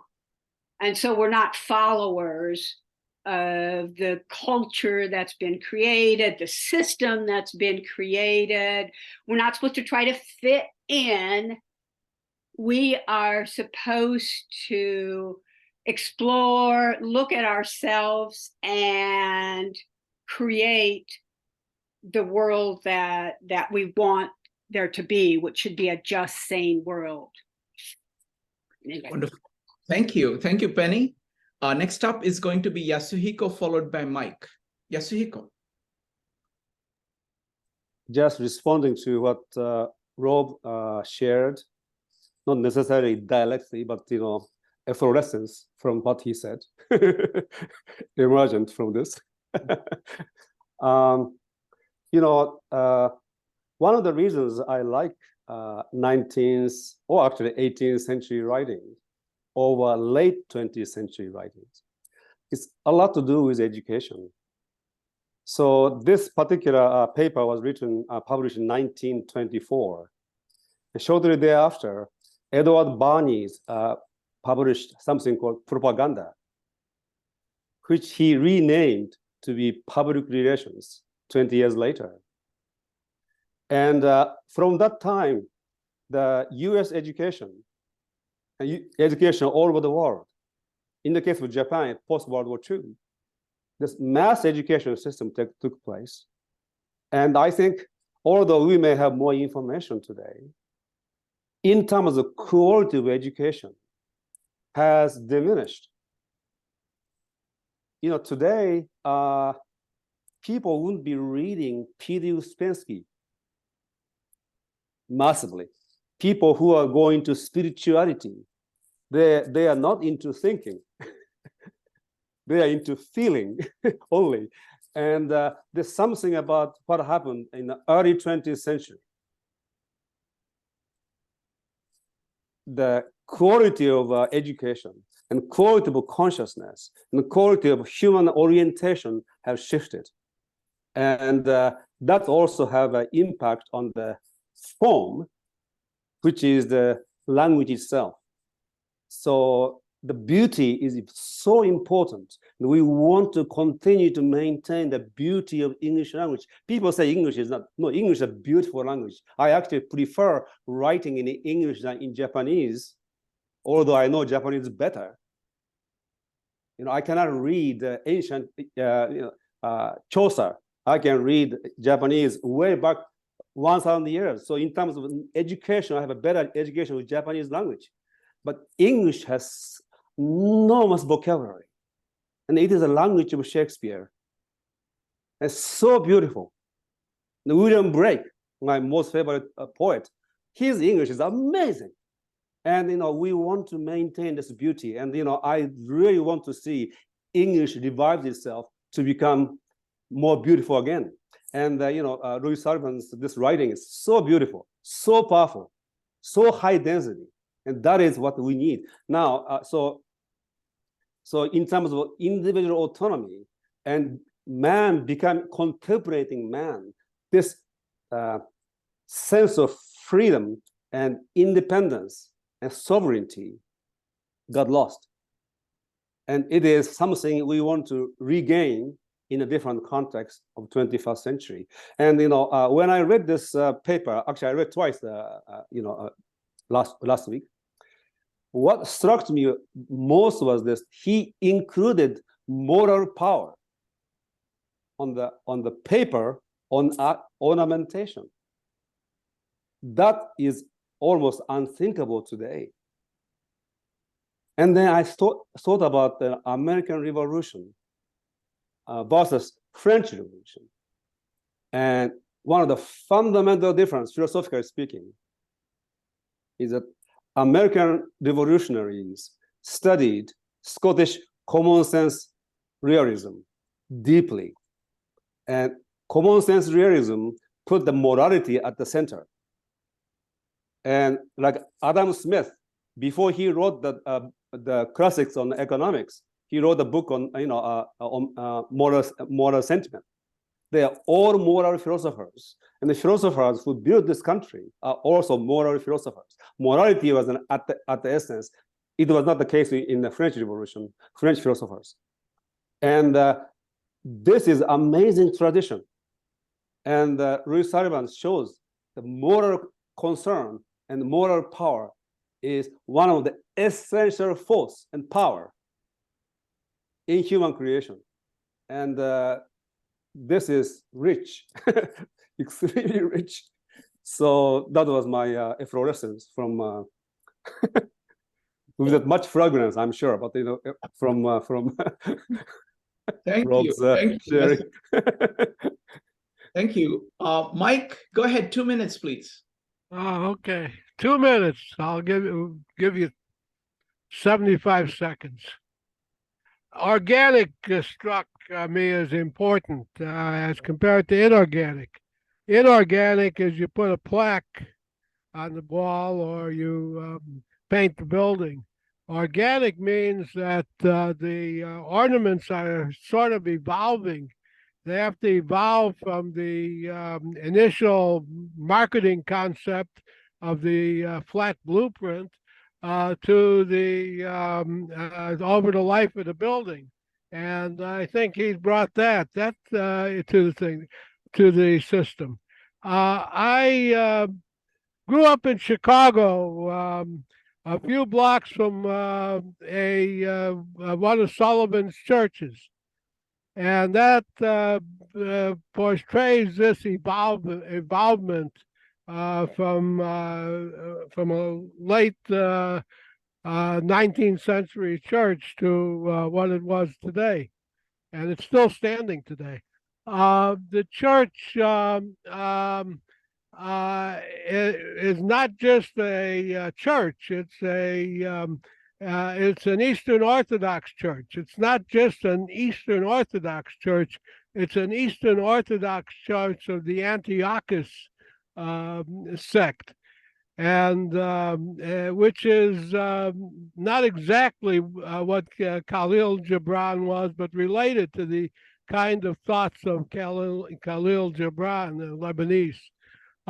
So the church is laid out in a form of an Eastern Orthodox cross, which is different than the. So it's not just the plaques on the wall or the stained glass windows. It's the whole church, the landscape, and all that. And he put that together. So even though I'm 750 times removed from Chicago, I remember that church riding my bicycle around that area. Wonderful. So there's a Thank lot of background of what that church means in terms of this. I looked through the plates and I didn't see a plate of that church. Thank you, Mike. Sherri, do you know anything about this church? I'm familiar with the church, but I don't have background information. What's it called? Can you send it to me at your convenience? If you could send it to me, I'm very interested in looking at this one. Is what he's done. I've never really seen it.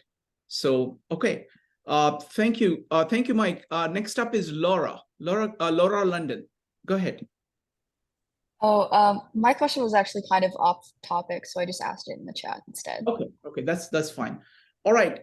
Does anybody else want to comment?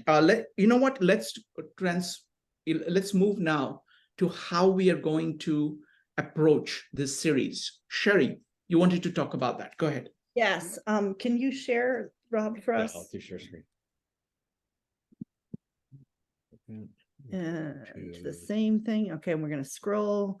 Okay, so we've done the first 4 pages and we're starting in on the plates. So the plan is that we are going to talk about plates 1 and plates 2. And I told you we're going to dig in deep. So we're going to talk about plates 1 and plates 2 next week. Well, that's a lot. That's a lot. That's a lot. But I actually have homework, and very specifically for a very good reason. I want you, and we don't have to, nobody's going to have to share this on screen. You can do it completely and not show it to anybody if you like. But I'd like you to take one of these. I prefer you start with this first one and do Sullivan's drawings.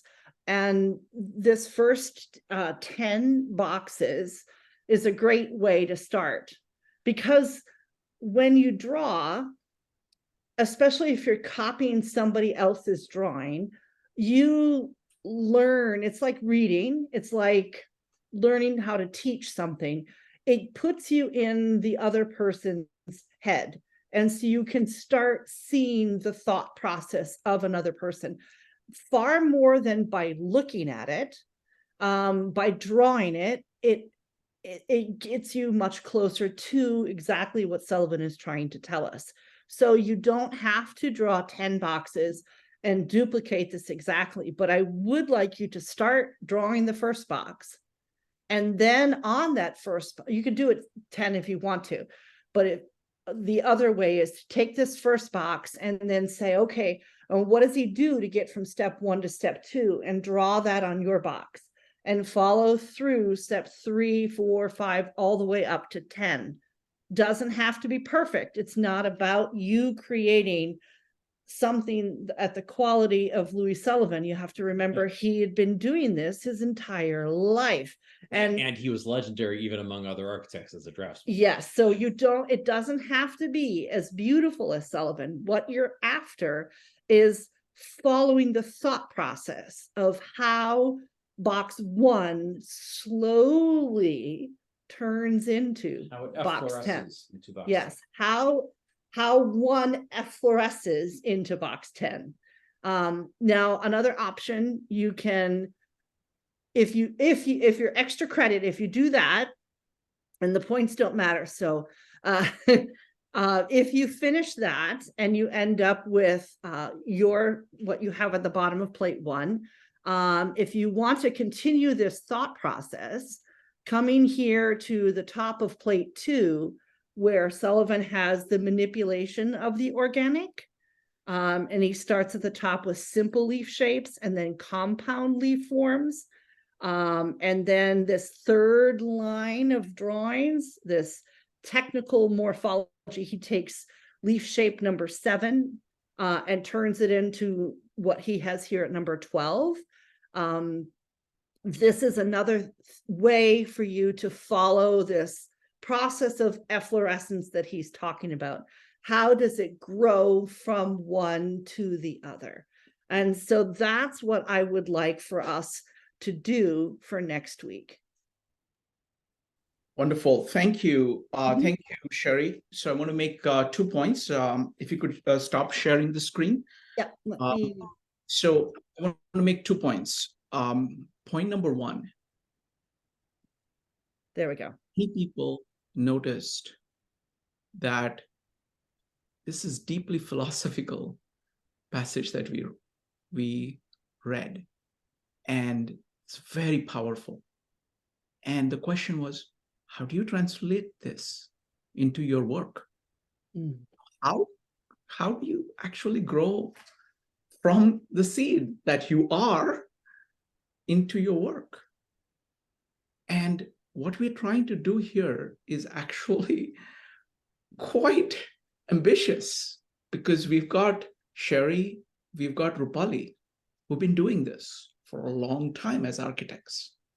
And they are going to suggest to us some exercises where we can actually see this process work with our own ability.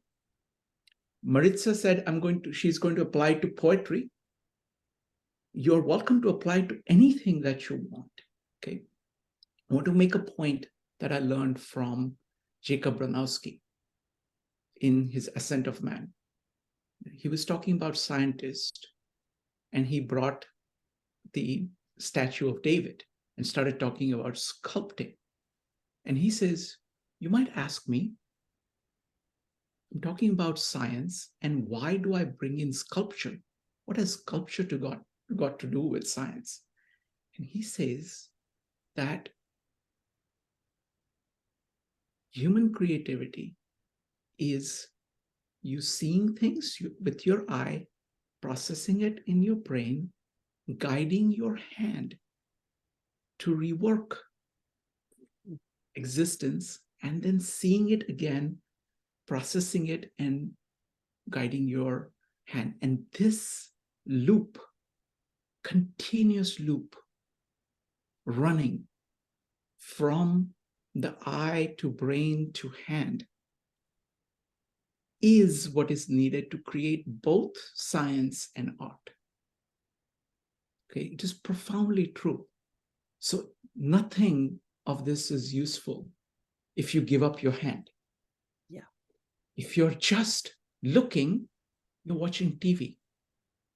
And that's, even though the content programming is different, it's just you're distracting yourself from the seed. If the seed has to function at all, it has to grow through your hand. So seeing, and again, I'll bring in my favorite quotation from Louis Sullivan. This is from Autobiography of an Idea. Life began to break in upon him, and a continuous breaking in from the outside and the breaking out from the inside was to shape his destiny. That is exactly the loop that Bronowski is talking about. And that is what we're going to attempt to do. We're going to invite everybody to do on their own. Yeah. This is a personal thing, so you do it in your own way.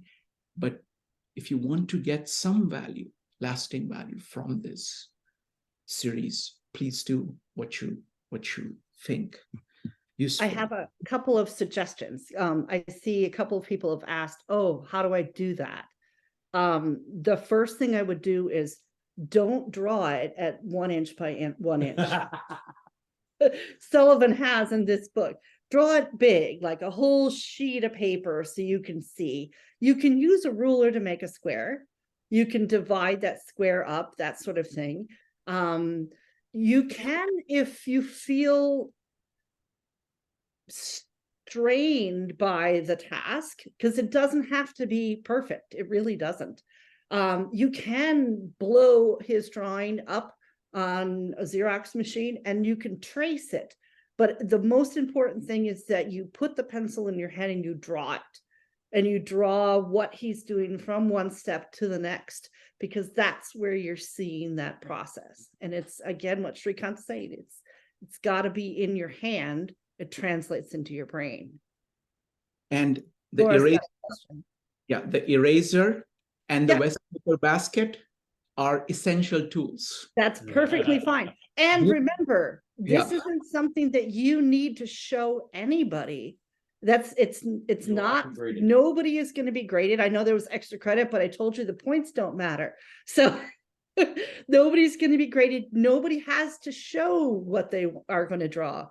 It's just important, and you don't have to do it. I just really urge you to try. Thank Laura's you. got a question. Next go, Yeah, let's go to Jeannie. Jeannie, go ahead.